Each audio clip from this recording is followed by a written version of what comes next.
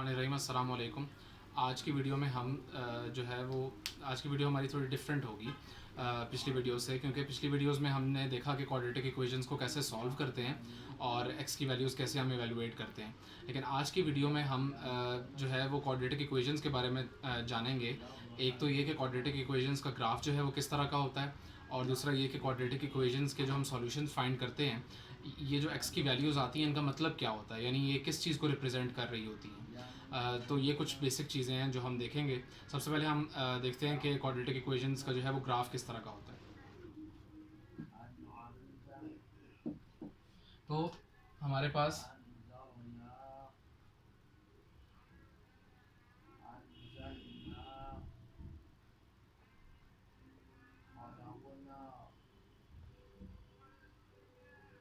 Quadratic equations का जो graph होता है वो बेसिकली हमारे पास एक पैराबोला होता है।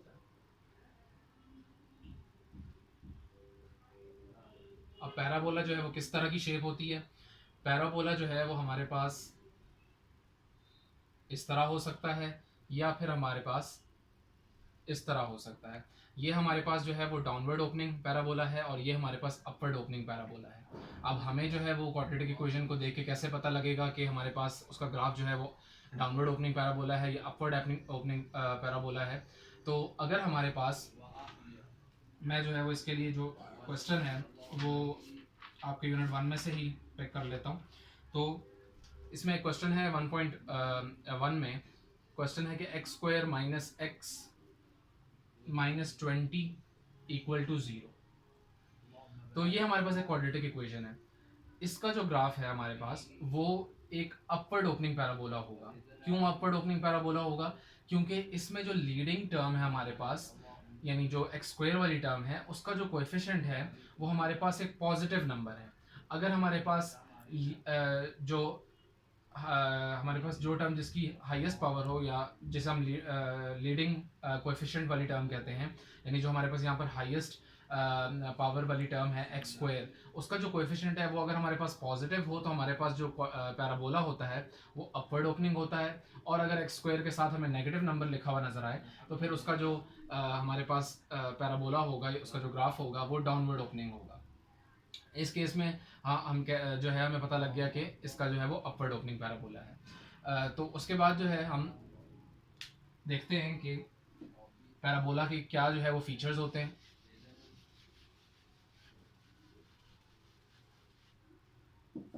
तो अगर हम देखें,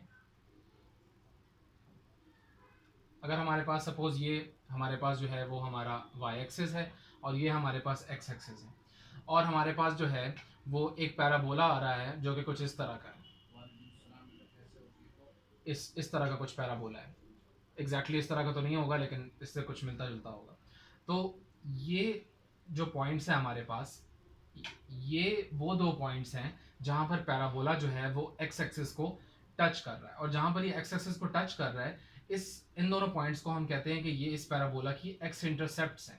ठीक है, इनको हम एक्स इंटरसेप्ट्स कहते हैं, और ये वो बेसिकली एक्स की वैल्यूज होती हैं जो कि हम किसी भी क्वाड्रेटिक इक्वेशन को सॉल्व करते हुए फाइंड कर रहे होते हैं। तो हम बेसिकली जब भी कोई क्वाड्रेटिक इक्वेशन सॉल्व करते हैं और उस एक्स की वैल्यूज वहां से फाइंड करते हैं, तो उसका मतलब ये होता है कि हम एक्स इंटरसेप्ट फाइंड कर रहे हैं, यानी हम वो पॉइंट्स फाइंड कर रहे हैं जहां पर वो पैराबोला एक्स एक्सिस को कट कर रहा होता है। और ये तो हमारे पास एक्स इंटरसेप्ट हो गई किसी भी क्वाड्रेटिक इक्वेशन की, और हमें पता लग गया कि क्वाड्रेटिक इक्वेशन के सॉल्यूशन जो है वो क्या चीज़ रिप्रेजेंट कर रहा होता है। इसके अलावा हमारे पास जो है जो पैराबोला, यानी जहाँ पर ये दोनों पॉइंट्स जो हैं वो पैराबोला के कट कर रहे होते हैं एक्स एक्सिस को, इसके एग्जैक्टली दरमियान में मिड पॉइंट, ये जो हमारे पास डिस्टेंस है इसके मिड पॉइंट के ऊपर जो एक्स हमारे पास लाई करता है, वो जो है वो बेसिकली हमारे पास वर्टेक्स का एक्स कोऑर्डिनेट होता है। वर्टेक्स का एक्स कोऑर्डिनेट होता है। सपोज इसको हम जो है वो मैं x1 से रिप्रेजेंट कर लेता हूँ। तो यहाँ पर हमारे पास जो है वो x1 जो है x1 के ऊपर जो हमारे पास वो जो पॉइंट है जो कि मिड पॉइंट पे होगा, दो हमारे पास x की जो वैल्यूज़ आई हैं उनके दरमियान में जो हमारे पास x की वैल्यू है वो बेसिकली एक्स की वो वैल्यू होगी जहां पर हमारे पास उस पैराबोला की वर्टेक्स एग्जिस्ट करती होगी। पैराबोला की वर्टेक्स एग्जिस्ट करने का मतलब ये क्या है, यानी उस पैराबोला का या तो मिनिमम या फिर मैक्सिमम पॉइंट एग्जिस्ट करता है। अब जैसे ये हमारे पास एक अपवर्ड ओपनिंग पैराबोला है, तो इसकी मैक्सिमम वैल्यू नहीं हो सकती, इसकी मिनिमम वैल्यू हो सकती है। और जहां पे इसकी मिनिमम वैल्यू है उस पॉइंट को हम कहते हैं वर्टेक्स। और उस वर्टेक्स का जो एक्स कोऑर्डिनेट होता है वो एग्जैक्टली मिड पॉइंट पे लाई करता है एक्स इंटरसेप्ट्स की। और सपोज इस वर्टेक्स पे जो y की वैल्यू है उसको हम y1 जाहिर कर लेते हैं, y1 से शो कर देते हैं। तो ये हमारे पास वर्टेक्स होती है। वर्टेक्स किसी पैराबोला की क्या होती है, मिनिमम या मैक्सिमम पॉइंट पैराबोला का। सपोज तो अगर हमारे पास जो है वो पैराबोला अपवर्ड ओपनिंग पैराबोला है, तो उसकी हमारे पास जो मिनिमम पॉइंट होता है उसका, जहाँ पे उसकी वैल्यू मिनिमम होती है, वो हमारे पास उसकी वर्टेक्स कहलाती है। लेकिन अगर हमारे पास सपोज डाउनवर्ड ओपनिंग पैराबोला होता, यानी इस तरह की हमारे पास कुछ शेप होती, तो इसका जो है हमारे पास मैक्सिमम पॉइंट जो होता है वो हमारे पास वर्टेक्स कहलाती। और ये वर्टेक्स भी हमारे पास जो है वो एग्जैक्टली सपोज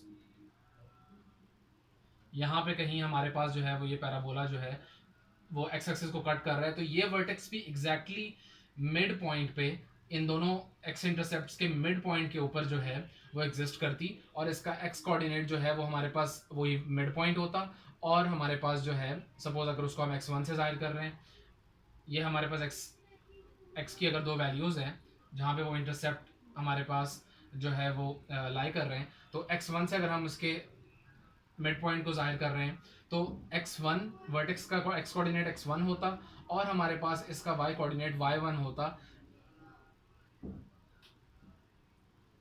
तो ये हमारे पास वर्टेक्स होती है उस केस में। एक और चीज़ जो वर्टेक्स की हमारे पास पैराबोला की है वो ये है कि ये जो पॉइंट है हमारे पास वर्टेक्स का, एक हमारे पास हम जो है वो वर्टिकल लाइन ड्रॉ करते हैं, और वो वर्टिकल लाइन हमारे पास जो है वो उस जो वर्टेक्स से पास करती है, ये वो लाइन होती है जिसको हम कहते हैं axis of symmetry of parabola. इस लाइन को हम कहते हैं कि ये पैराबोला का एक्सिस ऑफ सिमेट्री है। एक्सिस ऑफ सिमेट्री का मतलब ये है कि हमारे पास ये वो लाइन है कि इस लाइन के अराउंड अगर हम पैराबोला को फ्लिप भी कर दें तो पैराबोला को कोई फर्क नहीं पड़ता। यानी इस अगर हम जो है वो सपोज इस पैराबोला की जो ये साइड है इसको हम जो है यूं फ्लिप कर दें तो उससे पैराबोला को कोई फर्क नहीं पड़ता। ठीक है, तो ये एक्सिस ऑफ सिमेट्री है। और एक्सिस ऑफ सिमेट्री लाई करता है हमारे पास वर्टेक्स के ऊपर, एग्जैक्टली वर्टेक्स के ऊपर। तो ये तीन चीज़ें हमारे पास, वर्टेक्स, एक्सिस ऑफ सिमेट्री और एक्स इंटरसेप्ट्स।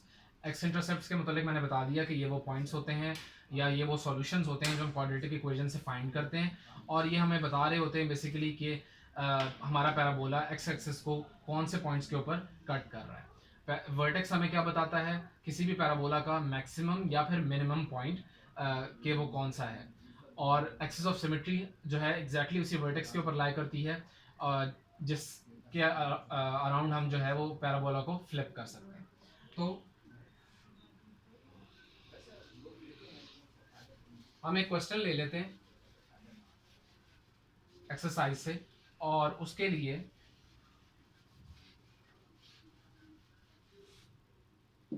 हम ये चीज़ें देख लेते हैं। तो सपोज हमारे पास जो वही क्वेश्चन ले लेते हैं x square minus x minus 20 equals to 0। तो यहाँ से हम पहले x की वैल्यूज फाइंड कर लेते हैं और फिर हम ग्राफ पे देख लेंगे। तो हमें जो है वो दो ऐसे नंबर्स चाहिए जिनको सॉल्व करके जिनको मल्टीप्लाई करके -20 आए और जिनको सॉल्व करके -1 आए। तो हमारे पास 5 और 4 होंगे। So x square minus 5x plus 4x minus 20 equal to 0। X common लेंगे x माइनस 5, 4 कॉमन लेंगे x minus 5, x minus 5, x plus 4 equal to 0। So either x minus 5 equal to 0 or x plus 4 equal to 0. So x is equal to 5 and x is equal to -4. ये हमारे पास क्या आ गए हैं, x intercepts आ गए। ठीक है, तो अगर हमारा जो ग्राफ है वो इस तरह हो,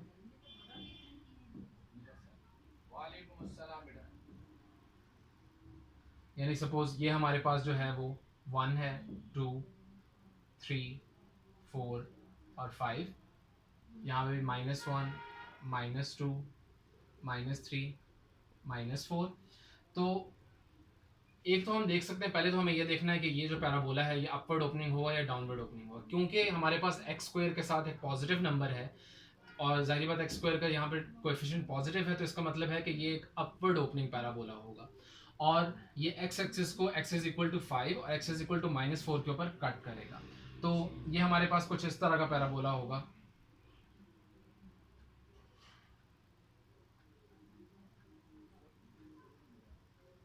कुछ इस तरह का ये यहाँ पे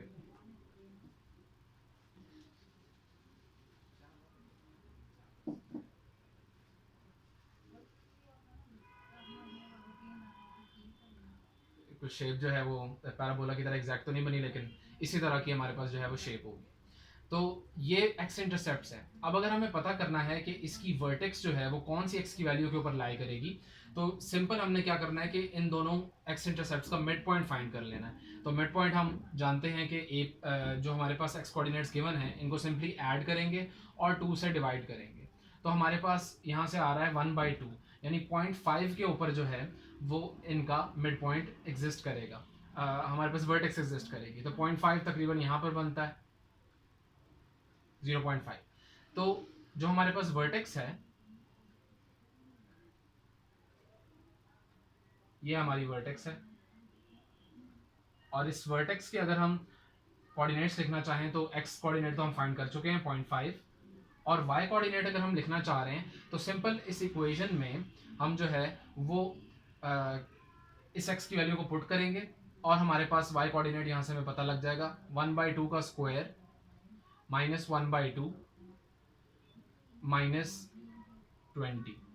तो 1/2 का स्क्वायर इज 1/4 -1/2 -20। एलसीएम लेंगे तो हमारे पास जो है 1 -2 माइनस हमारे पास जो है वो हो जाएगा 80। तो यहाँ से हमारे पास जो है वो -83/4, बल्कि -83 नहीं होगा, ये हमारे पास होगा -82 और +1 हमारे पास जो है -81/4।